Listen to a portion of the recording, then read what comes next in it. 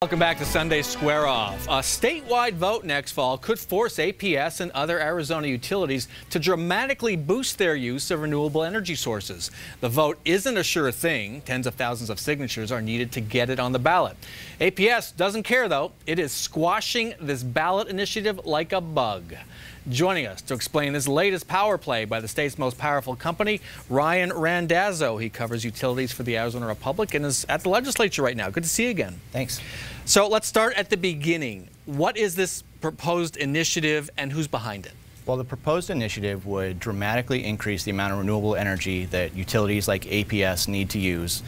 It would increase it to 50% by 2030, and it's supported by NextGen, which is funded by Tom Steyer. And so that's part of the opponent's, charges against it. It's an out-of-state billionaire, Tom Steyer, funding it. There's also an argument it would dramatically increase our bills. Is there any merit to that?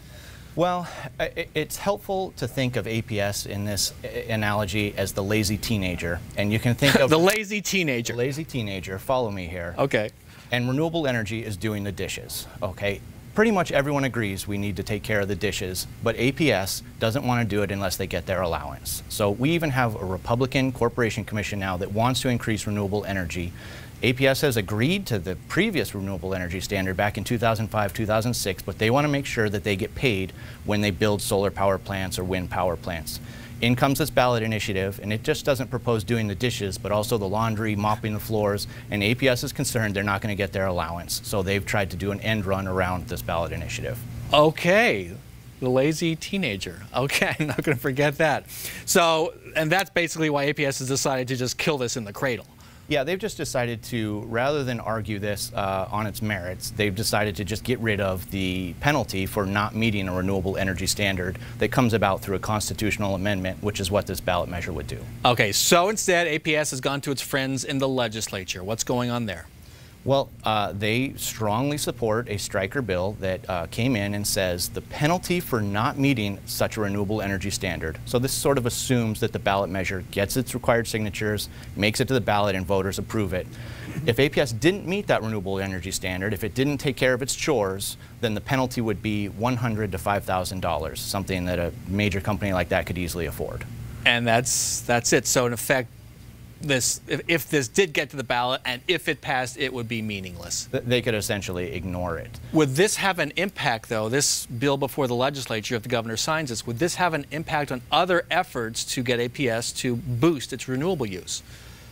That's unclear. It looks like this bill would only sort of nullify these constitutional amendments. The Corporation Commission, the folks who regulate utilities in Arizona today, are already moving towards an increased renewable energy standard. They've proposed 80% renewable energy by 2050.